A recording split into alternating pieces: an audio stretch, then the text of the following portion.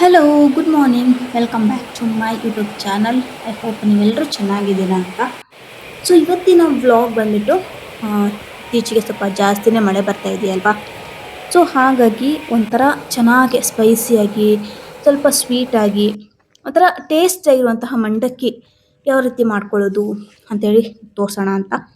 ನನಗೆ ಸಿಕ್ಕಾಪಟ್ಟೆ ಇಷ್ಟ ಆಗುತ್ತೆ ಈ ಮಂಡಕ್ಕಿ. ಸೊ ಹಾಗಾಗಿ ನಿಮಗೂ ಕೂಡ ತೋರಿಸೋಣ ಅಂತ. ಸೊ ಇದನ್ನ ಮಾಡಲಿಕ್ಕೆ ನಾನು ನಮ್ಮ ಗಾರ್ಡನ್ ಇರುವಂತಹ ಮೆಣಸಿನಕಾಯಿನೇ ತೊಗೊಂಬರೋಣ ಅಂತೇಳಿ ಬಂದಿದ್ದೀನಿ. ಬಿಕಾಸ್ ಟೇಸ್ಟ್ ವೈಸ್ ತುಂಬ ಚೆನ್ನಾಗಿರುತ್ತೆ, ಸ್ವಲ್ಪ ಉದ್ದ ಕೂಡ ಇರುತ್ತೆ, ಖಾರ ಇರಲ್ಲ, ಸ್ವಲ್ಪ ಮೀಡಿಯಮ್ ಖಾರ. ಹಾಗಾಗಿ ಇದನ್ನೇ ತೊಗೊಂಡು ಮಾಡೋಣ ಅಂತೇಳಿ ಮಾಡ್ತಾ ಇದ್ದೀನಿ. ಸ್ವಲ್ಪ ಉಲ್ಲೆಲ್ಲ ಆಗೋಗ್ಬಿಟ್ಟಿದೆ, ಅದನ್ನೆಲ್ಲ ಕ್ಲೀನ್ ಮಾಡಬೇಕು. ಟೈಮೇ ಸಿಗ್ತಾ ಇಲ್ಲ ಅಲ್ಲಿ ಹೋಗಿ ಕ್ಲೀನ್ ಮಾಡಲಿಕ್ಕೆ. ಟೈಮ್ ಇದ್ದಾಗ ಏನು ಮಾಡಬೇಕಂತ ಅನ್ಸಲ್ಲ, ಏನಾದ್ರು ಕೆಲಸ ಇದ್ದಾಗ ಹೋಗಿ ಗಾರ್ಡನ್ ಕ್ಲೀನ್ ಮಾಡಬೇಕು ಅಂತೇಳಿ ಅನಿಸ್ತಾ ಇರುತ್ತೆ. ಸೊ ಈ ರೀತಿ ಓಕೆನಾ, ಇಟ್ಸ್ ಫೈನ್.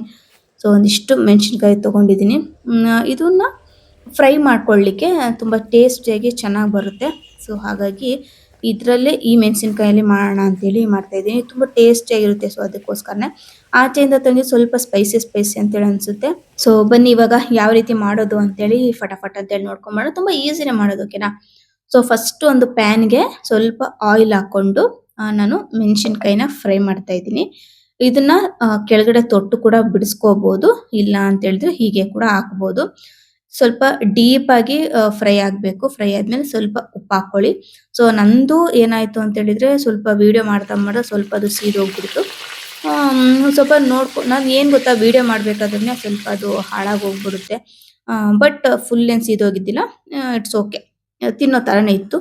ಸೊ ನೆಕ್ಸ್ಟ್ ಇವಾಗ ನಾನು ಮಂಡಕ್ಕಿ ಮಾಡಲಿಕ್ಕೆ ಒಂದು ಪ್ಯಾನಲ್ಲಿ ಆಯಿಲ್, ಸಾಸಿವೆ, ಜೀರಿಗೆ, ಸ್ವಲ್ಪ ಬೆಳ್ಳುಳ್ಳಿ, ಹಾಗೆ ಕರಿಬೇವಿನ ಸೊಪ್ಪನ್ನ ಹಾಕ್ಕೊಂಡು ಸ್ವಲ್ಪ ಚೆನ್ನಾಗಿ ಫ್ರೈ ಮಾಡಿಕೊಂಡು, ನೆಕ್ಸ್ಟ್ ಒಂದು ಮೀಡಿಯಂ ಸೈಜ್ ಈರುಳ್ಳಿನ 2 ತೊಗೊಂಡಿದ್ದೀನಿ.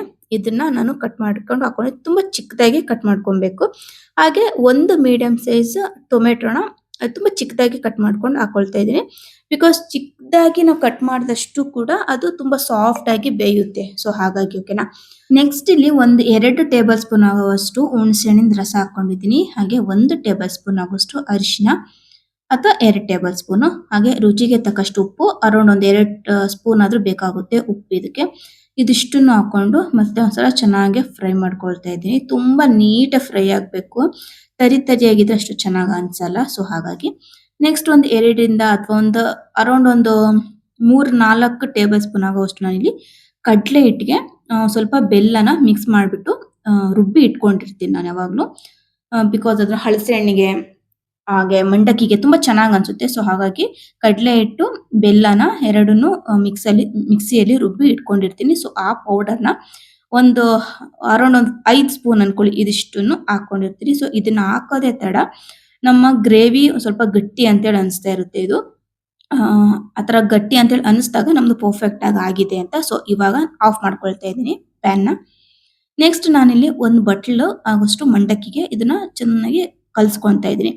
ಸೊ ಇವಾಗ ಕಲ್ಸ್ಕೋಬೇಕಾದ್ರೆ ನಿಮ್ಗೆ ಏನಾದ್ರು ಉಪ್ಪು ಕಡಿಮೆ ಅನ್ಸಿದ್ರೆ ಸ್ವಲ್ಪ ಉಪ್ಪು, ಇಲ್ಲ ಕಡಲೆ ಹಿಟ್ಟು ಬೇಕು ಅಂದ್ರೆ ಸ್ವಲ್ಪ ಕಡಲೆ ಹಿಟ್ಟು ಮೇಲ್ಗಡೆ ಹಾಕೋಬಹುದು ಓಕೆನಾ, ಚೆನ್ನಾಗಿ ಅನ್ಸುತ್ತೆ. ಸೊ ನೆಕ್ಸ್ಟ್ ಇದ್ರ ಮೇಲೆ ಒಂದ್ ಸ್ವಲ್ಪ ನೀರುಳ್ಳಿ ಹಾಕೊಳ್ತಾ ಇದ್ದೀನಿ, ಹಾಗೆ ಕರಿಬೇವಿನ ಸೊಪ್ಪು. ಇನ್ ಕೇಸ್ ನಿಮ್ಗೆ ಏನಾದ್ರು ಖಾರ ಬೇಕು ಅಂದ್ರೆ ಸ್ವಲ್ಪ ಅದ್ಮೇಲೆ ಖಾರ ಹಾಕೋಬಹುದು. ಅದ್ರ ಮೇಲೆ ಒಂದು ಮೆಣಸಿಕಾಯಿ ಇಟ್ಕೊಂಡು ತಿಂತಾ ಇದ್ರೆ ಸಖತ್ ಟೇಸ್ಟಿ ಆಗಿರುವಂತಹ ಮಂಡಕ್ಕಿ ರೆಡಿ ಆಗುತ್ತೆ.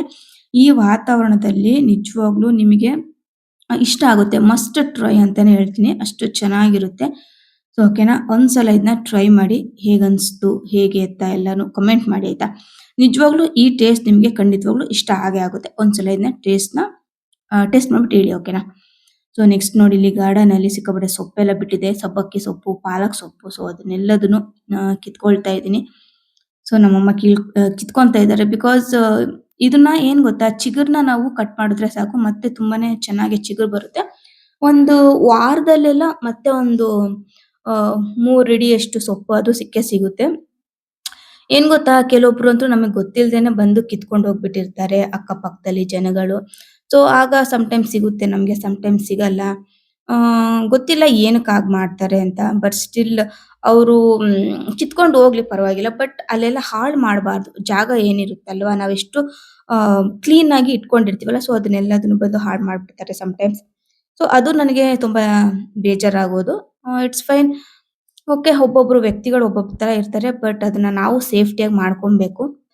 ಸೊ ಎಸ್, ನೋಡಿ ಈ ರೀತಿ ಕಾಣಿಸ್ತಾ ಇದೆ ನಮ್ಮ ಗಾರ್ಡನ್. ತುಂಬಾ ಚೆನ್ನಾಗಿದೆ. ಫುಲ್ ಎಲ್ಲ ಹುಲ್ಲೆಲ್ಲ ಕ್ಲೀನ್ ಮಾಡಿದ್ರು. ಇದನ್ನ ಆಲ್ಮೋಸ್ಟ್ ಮಂಡಕ್ಕಿ ಮಾಡಿ 2 ಡೇಸ್ ಆದ್ಮೇಲೆ ಹೋಗಿ ಕ್ಲೀನ್ ಮಾಡಿರುವಂತಹ ವ್ಲಾಗ್ ಎರಡನ್ನೂ ಒಂದೇ ವ್ಲಾಗ್ ಅಲ್ಲಿ ಹಾಕ್ತಾ ಇದೀನಿ. ತುಂಬಾ ಚೆನ್ನಾಗಿ ಬಿಟ್ಟಿದೆ. ಒಂದಕ್ಕಿಂತ ಒಂದು ಚೆನ್ನಾಗಿದೆ. ಸೊಪ್ಪುಗಳು ಅಷ್ಟೇ ಸಿಕ್ಕಾಪಟ್ಟೆ ಚೆನ್ನಾಗಿದೆ. ಎಷ್ಟು ತಿಂದ್ರೂ ಅದಿನ್ನ ಚೆನ್ನಾಗಿ ಬೆಳಿತಾನೆ ಇರುತ್ತೆ. ಇನ್ನೊಂದು ಆಲ್ಮೋಸ್ಟ್ 1 ಮಂತ್ ಅನ್ಸುತ್ತೆ ಸೊಪ್ಪೆಲ್ಲ ಹಾಳಾಗುತ್ತೆ. ಸೊ ಅದೆಲ್ಲ ಕಿತ್ತಾಕ್ಬಿಡ್ತೀನಿ. ಸೊ ನೋಡೋಣ ಆ ಜಾಗದಲ್ಲಿ ಬೇರೆ ಏನಾದ್ರು ಹಾಕೊಳ್ಳೋಣ. ಸೊ ನೋಡಿ ಟೊಮೆಟೊನು ಅಷ್ಟೇ ತುಂಬಾ ಚೆನ್ನಾಗಿ ಬಿಡ್ತಾ ಇದೆ. ಸೊ ಟೊಮೆಟೊನು ಅಷ್ಟೇನೆ ಎಲ್ಲ ಯಾರೋ ಬಂದು ಎಲ್ಲ ಕಿತ್ಕೊಂಡು ಹೋಗ್ಬಿಟ್ಟಿದ್ದಾರೆ. ಸೊ ಅದ್ರ ಒಂದು ಟೊಮೆಟೊನು ಇನ್ನ ತಿಂದೇ ಇಲ್ಲ ನಾವು. ಸೊ ಈ ರೀತಿ ಆಗುತ್ತೆ ಸಮ್ ಟೈಮ್ಸ್. ಓಕೆನಾ, it's fine. Okay, next blog ಅಲ್ಲಿ ಮತ್ತೆ ಸಿಗ್ತೀನಿ. ಅಲ್ಲಿವರೆಗೂ ಟೇಕ್ ಕೇರ್, ಬಾಯ್.